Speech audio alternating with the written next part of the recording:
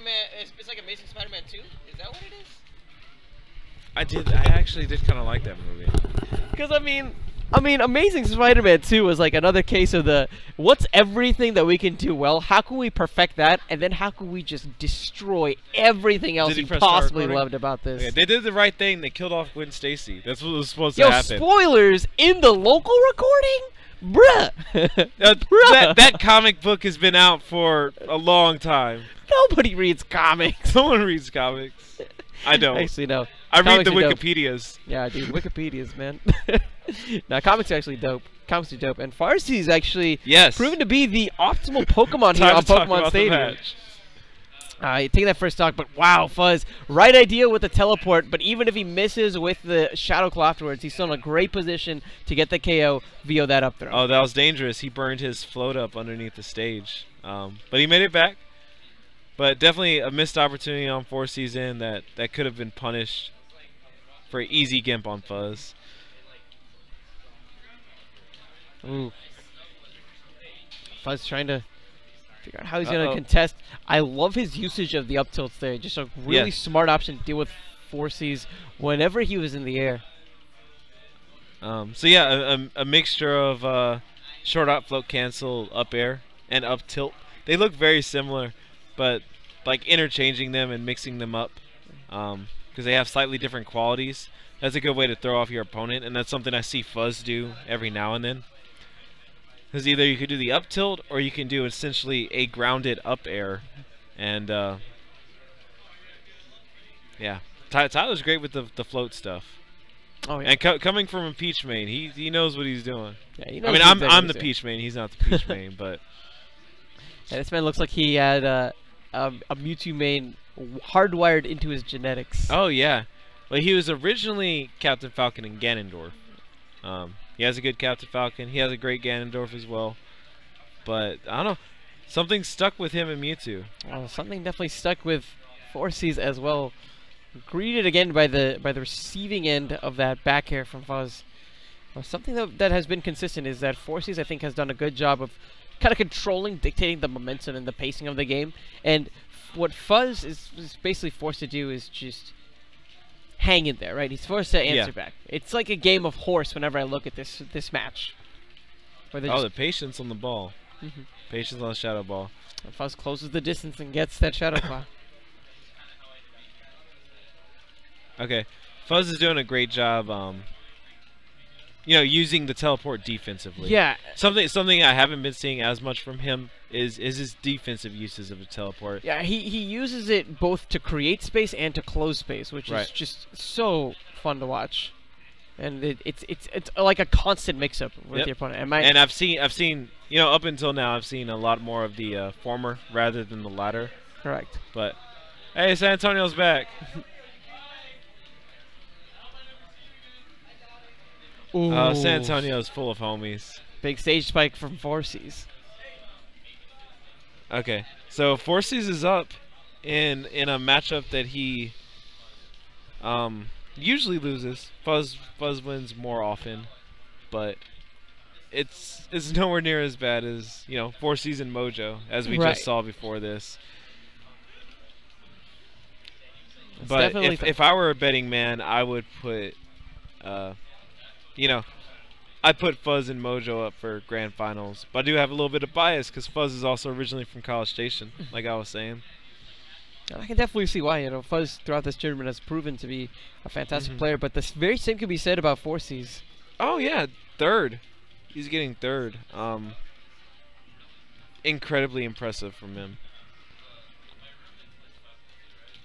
Houston like. There have been a lot of people who've just been exceeding expectations throughout this bracket. Da from Austin, Dawn from Houston. Who else? I'd say CK also exceeding expectations. There's just so many people coming out and showing that I'm ready to step up. I'm ready to be one of those top players too. And Phorcys taking game one off of Fuzz. I really like that they both are having fun. Yep. So we got Never Used beating Uber Tier for all of you Smogon fans in the chat.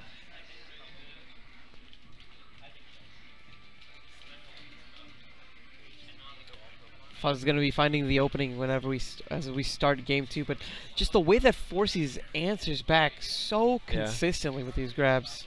I'm surprised Fuzz is coming back here, but his tail does control a lot of the stage, especially like if he's in center stage, either left or right, he can take out those platforms and limit things. And since he's just kind of walking, it makes it so easy for him to be quick with the tilts.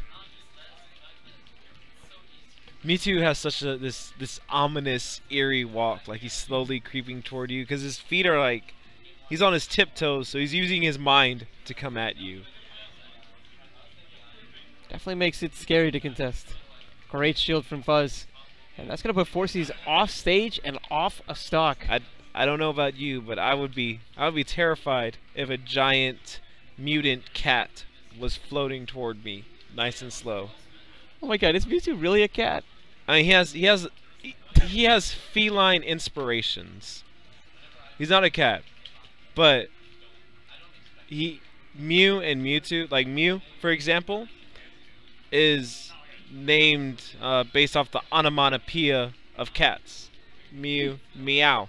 And in Japan, he's called Mio or something, and that's their onomatopoeia for, you know, the sound a cat makes.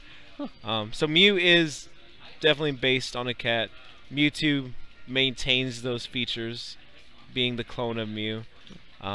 He's not exactly a cat, but definitely feline inspired. Like a panther. Panther, yeah. Mewtwo the panther. We definitely would need definitely need like a black Mewtwo skin. Like Shadow Mewtwo is literally just Bagheera. For you. Have you played Pokken yet? Oh yeah, Pokken's dope. I've heard Shadow Mewtwo's broken in that game. Shadow Mewtwo has an infant in that game. Yeah, I've seen it. I've seen it. Just pretty ridiculous. But they're gonna patch it. So, broken in Pokken, broken in Project M. Nah, Fuzz just makes it look broken. Yeah, Fuzz just makes it look broken. Oh no, there's still like a few other people repping the Mewtwo. Oh yeah. Since the nerfs. Let's not forget about Frozen, of course. Yep. I was about to mention him. Frozen, revered, I think, as the Mewtwo main, really. But for whenever I see Fuzz, he's like the unsung hero. Oh, I agree. Fuzz, on a larger scale, does not get the. He doesn't have get the attention. Yeah, he doesn't have the attention. He doesn't have the accolades, but he still does so much with the character. But he beat Dakpo. Yeah, it's pretty good. Maybe people will start paying attention. Oh, with the float. Yeah. Just keeping it out there. And wow. Honestly, so much better than Peach's options out of float, just because he covers so much space. Imagine giving, you know, Peach Marth's sword as a back air. Yeah, I couldn't handle that. That would be too much. That that's animation, too much. that animation would look funky as hell, but that's essentially what we're getting from Mewtwo. Yeah. Give Peach Marth's sword and let her back air with it. That'd be when the booty never quits. It never quits. It never quits. Although Peach can use her sword. She does have a sword she can use.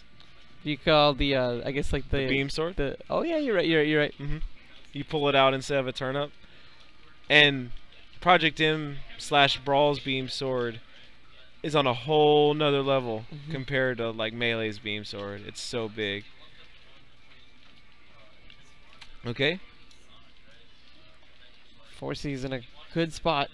Very good spot, but Fuzz manages to make it back to stage and reclaim center stage and get the fair and get the kill and get the win. And that's what makes it so daunting, I think, playing against against Mewtwo, especially on the edge guard game. Is he could be anywhere, right? You just kind of have to guess, is he going to be on stage? Is he going for the ledge here? Is he going for the platform? And he can be there within a blink of an eye. Absolutely. Really, at the end there, the frame data on that teleport is so good, and less startup than like another teleport like Zelda. But then again, Zelda also has a hitbox upon leaving. So I definitely feel like when I look at that last game, a big part of it really just is that whole fact, right? Like the concept that whenever Phorcys has to edge guard Fuzz, he has to make a guess. and he guessed wrong, and it ended up costing him. Another guess, and Fuzz able to get around it. Oh! That's big damage. Okay. That's big damage. That was smart. I would not have done that, and that's why he's there and I'm here. I was actually tying things up with that last aerial end. And yep, forward air is going to take it. His precision with Shadow Claw, as well as the teleport that he does in general to get that Shadow Claw out, is just fantastic. It's such a satisfying hit to land. If you're Mewtwo, it's at low percents, at high percents, it's extremely satisfying. Oh, well, bears for days. Bears. Give Peach Marth's sword. No. And that's what you get. Please, no. He was floating out there, just like Peach would, with the Wall of Pain. But he had Marth's sword. So that's exactly what we're seeing. I want to see if Fuzz can extend this lead any longer, or Phorcys can figure out ways around some of Fuzz's approaches. Every time you see Tyler come down with a, Fuzz, every time you see him come down with a dare, he's definitely filling himself. And when he starts filling himself like that, he never gets the dare. Ooh. Shadow Ball will be putting Phorcys on his final stock of Game 3. And this is the swing game. Oh, another raw Shadow Ball. That's going to hurt in terms of percentage. It's like 30% by itself. I can't remember the last time Phorcys came in with a grab option, really. He's been coming in with a lot of aerials, and Fuzz, because of that, has had a lot of wins just throwing his shield out and then getting the counterattack. Went in what so an deep edge for guard. that bear. And we're not seeing so much of the grab options just because it's so hard to get in close to Mewtwo with that tail. So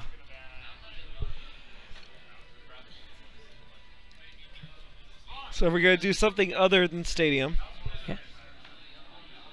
Oh, what do we need? A nice horizontal range. And that's exactly what this stage affords. No, this is a Squirtle main's favorite stage. Yeah. This one in PS2. Like similar to Ice Climbers love this stage. Marth loves this stage. FD is home to a select few. Squirtle is happy to be one of those select few. But let's keep in mind, especially with that down smash, Fuzz can get so much because of how that lip works. Well, Fuzz showed us in the set against Dagpo and the set against Dawn as well that he really enjoys FD as well. But like I was saying earlier, it's very similar to like Marth's advantages there. You have this big disjoint that takes up nearly half the stage, honestly. Who needs 15% of a tail anyways? And there's no platforms to run away. You're just going to get hit by tail. And there's no platforms to interrupt his hovering nairs either. He's just coming down with these nairs to get something started. Then the tail, once he gets one hit confirm on any of his disjoints, then you start seeing that combo. And once Phorcys is off stage, it's over. Yeah. That's Squirtle. Squirtle 101. Oh, and another up air. And, wow. You ever played Dive Kick? Yeah. This is the fraud alert. This is the fraud alert. I love that game. Does anybody have Dive Kick here? I don't think so. I don't think so. In the friendly room, we need it. They have Pokken. I saw some Pokken earlier. In the friendly room? Yeah, in the friendly room. Dope. I think. Oh, there we go. So I think we're gonna have a Pokken side event at the Smash 4 tournament in College Station this week. That would be sick. It's gonna be up to a vote, but I have a feeling that's gonna win the vote. Probably. Oh, that's it. Rough stuff. I think Mojo's in the melee room. Yeah. I'm gonna run and grab him real quick. I'll be right back.